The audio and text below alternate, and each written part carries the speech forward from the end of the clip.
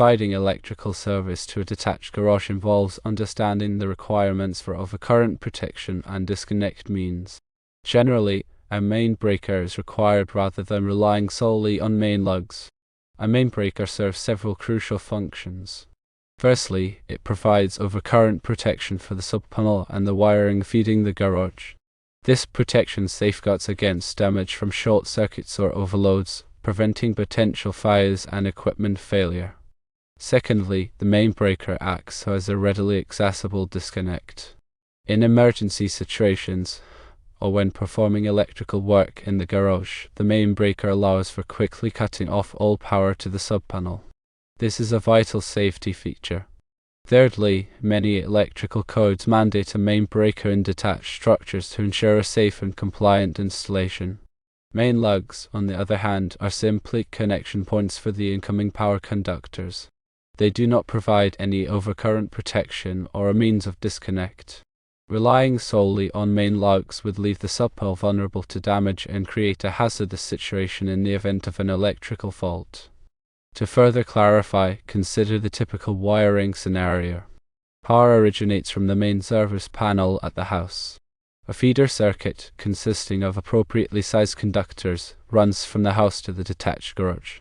This feeder circuit must be protected by an overcurrent device at the main service panel. Upon entering the garage, the feeder conductors connect to the subpanel. If the subpanel only had main lugs, any faults within the garage wiring would have to trip the breaker at the main service panel in the house. This arrangement presents several problems. Firstly, it can be inconvenient to have to walk back to the house to reset a trip breaker. Secondly, a fault in the garage could potentially overload the feeder conductors before the breaker in the house trips, leading to overheating and potential fire. Thirdly, it violates the requirement for a readily accessible disconnect at the detached structure. By installing a main breaker in the subpanel, you provide localized overcurrent protection and a convenient means of disconnect. The size of the main breaker should be matched to the ampacity of the feeder conductors and the overall load requirements of the garage. For example, if the feeder conductors are rated for 60 amps, the main breaker in the subpanel should also be rated for 60 amps. This ensures that the breaker will trip before the conductors are overloaded. Furthermore, the main breaker should be clearly labeled and easily accessible. It should be located in a convenient location, such as near the entrance to the garage, and it should be protected from physical damage. When selecting a subpanel for the detached garage, consider the number of circuits that will be needed. It is generally a good idea to choose a subpanel with more circuit spaces than are currently required to allow for future expansion. Also, ensure that the subpanel is rated for both indoor and outdoor use, as it may be exposed to the elements. Before beginning any electrical work, it is essential to consult with a qualified electrician and to obtain any necessary permits. Electrical work can be dangerous, and it is important to follow all applicable codes and safety precautions. An experienced electrician can help you determine the appropriate size of the feeder conductors, the main breaker, and the subpanel, and can ensure that the installation is performed safely and correctly. In addition to the main breaker, the subpanel will also contain branch circuit breakers. These breakers protect the individual circuits within the garage, such as lighting circuits, receptacle circuits, and appliance circuits. The size of the branch circuit breakers should be matched to the ampacity of the wiring and the load requirements of the equipment being served. For example, a typical lighting circuit wired with 14.2 wire should be protected by a 14 amp breaker, while a receptacle circuit wired with 12.2 wire should be protected by a 20 amp breaker. Grounding is another critical aspect of electrical safety in a detached garage. The subpanel must be properly grounded to ensure that any fault current will safely return to the source. This is typically accomplished by connecting a grounding electrode conductor from the subpanel to a grounding electrode, such as a ground rod or a metal water pipe. The grounding electrode conductor must be sized according to the size of the feeder conductors. Additionally, all metal enclosures and equipment within the garage must be bonded together to create an equipotential plane. This helps to prevent electric shock hazards. When running the feeder conductors from the house to the detached garage, it is important to protect them from physical damage. If the conductors are buried underground, They must be installed in conduit or direct burial cable. The depth of burial must comply with local codes. If the conductors are run overhead, they must be supported by appropriate insulators and have sufficient clearance from the ground and other objects. It is also important to consider the voltage drop when running long feeder circuits. Voltage drop occurs when the voltage at the end of the circuit is lower than the voltage at the source. Excessive voltage drop can cause equipment to malfunction and can even damage the wiring. To minimize voltage drop, use larger conductors or run multiple circuits in parallel. The National Electrical Code, or NEC, provides guidelines for calculating voltage drop. In summary, when providing electrical service to a detached garage, a main breaker is generally required in the subpanel. The main breaker provides overcurrent protection and a means of disconnect. It is essential to consult with a qualified electrician and to follow all applicable codes and safety precautions. Proper grounding and bonding are also critical for electrical safety. Remember to consider the size of the feeder conductors, the subpanel, and the branch circuit breakers to ensure a safe and reliable electrical installation. The National Electrical Code, or NEC, plays a vital role in ensuring electrical safety across the United States. It sets the standard for safe electrical installations and is updated every 3 years to incorporate new technologies and address emerging hazards. Several key articles within the NEC are particularly relevant to detached garage wiring. Firstly, Article 225 covers outside branch circuits and feeders. This article provides requirement for the installation of conductors that run between buildings, including the size and type of conductors, the methods of wiring, and the overcurrent protection. Secondly, Article 230 addresses services. While the service itself originates at the main building, this article provides guidance on the service disconnect requirements, which can impact the installation at the detached garage. Thirdly, Article 250 focuses on grounding and bonding. Proper grounding and bonding are essential for electrical safety, and this article outlines the requirements for grounding electrodes, grounding conductors, and bonding of metal enclosures. Fourthly, Article 310 deals with conductors for general wiring. This article provides information on the ampacity of conductors, the types of insulation, and the installation method. Fifthly, Article 408 covers switchboards, switchgear, and panel boards. This article provides requirements for the construction, installation, and overcurrent protection of subpanels. Lastly, Article 547 specifically addresses agricultural buildings, which may be relevant if the detached garage is used for agricultural purposes. This article contains requirements for wiring methods, grounding, and equipotential planes in agricultural buildings. When working on electrical installations, it is crucial to have a thorough understanding of the NEC and to comply with all applicable requirements. Consulting with a qualified electrician is highly recommended, as they can provide expert guidance and ensure that the installation is performed safely and correctly. Furthermore, local codes and regulations may impose additional requirements that must be followed. Always check with the local authorities to obtain any necessary permits and to ensure compliance with all applicable rules. In addition to the NEC, other resources can be helpful for understanding electrical wiring practices. Electrical textbooks and training manuals provide detailed information on electrical theory, wiring methods, and safety procedures. Online resources, such as websites and forums, can offer helpful tips and guidance. However, it is important to verify the accuracy and reliability of any information obtained online before relying on it. Remember that electrical work can be dangerous, and it is essential to prioritize safety at all times. Always disconnect the power before working on any electrical circuits.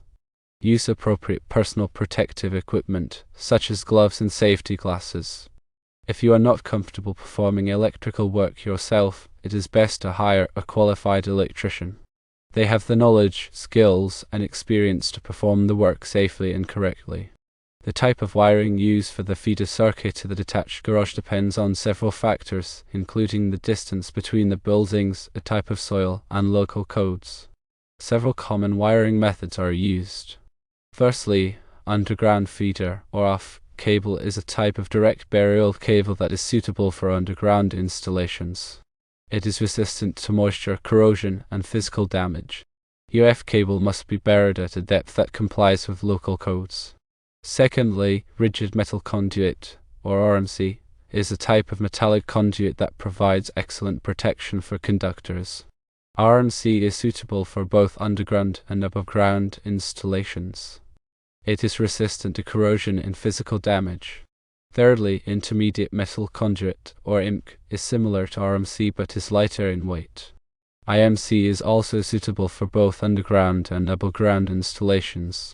Fourthly, electrical metallic tubing, or EMT, is a type of lightweight metallic conduit.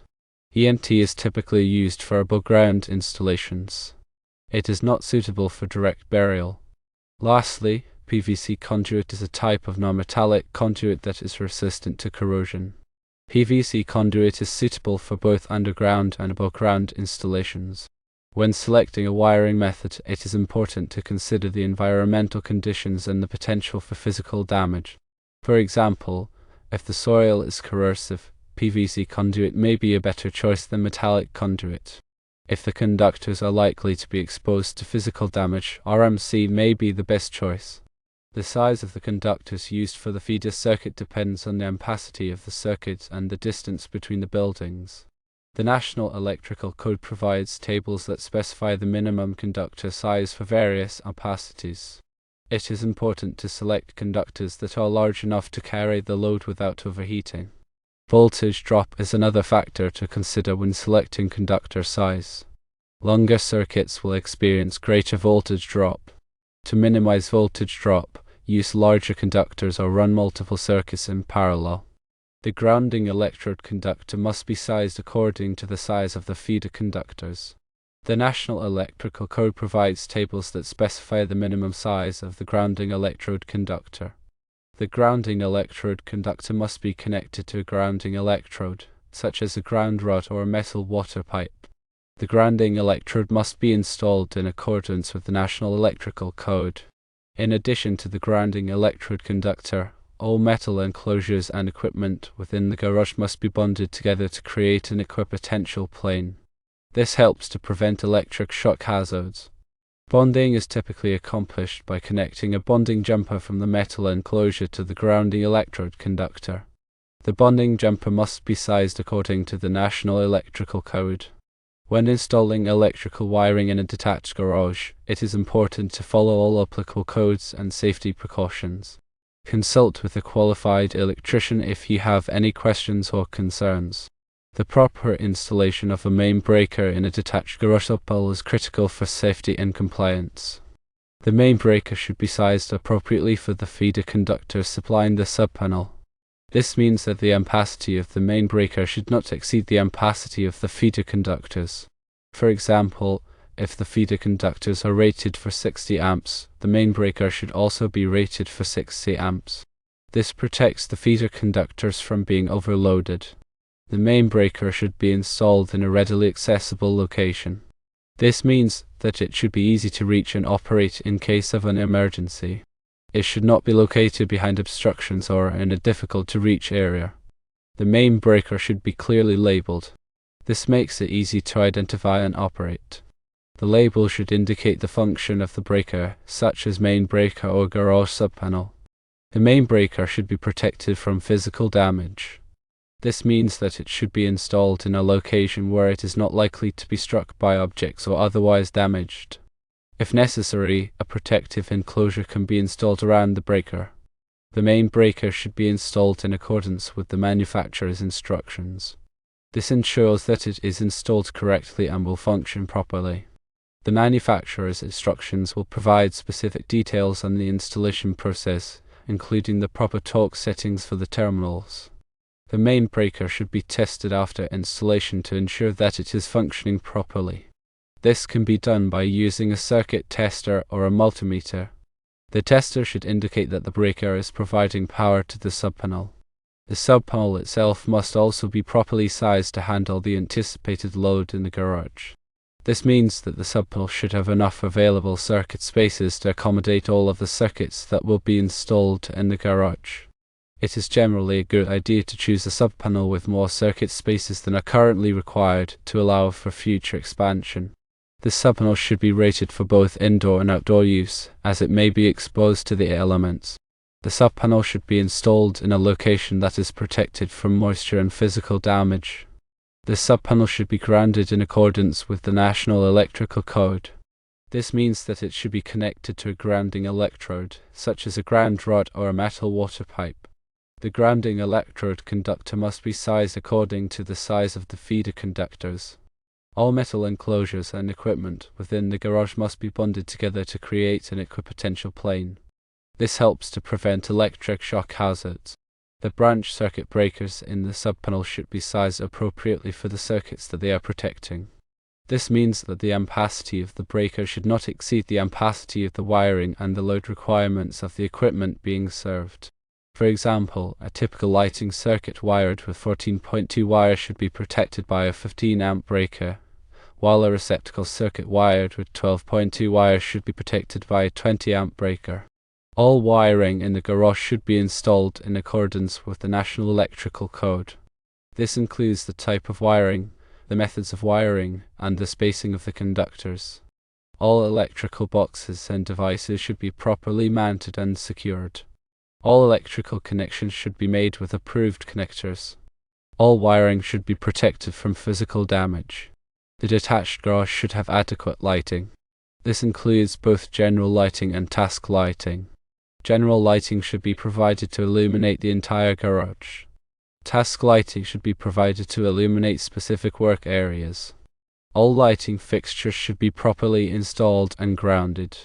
The detached garage should have an adequate number of receptacles.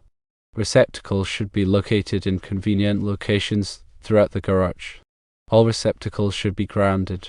Ground fault circuit interrupter, or GFCI, protection should be provided for receptacles located in damp or wet locations, such as near a sink or a workbench. If the detached garage is used for storage of flammable materials, special precautions should be taken to prevent fires. Flammable material should be stored in approved containers. The electrical equipment should be explosion-proof.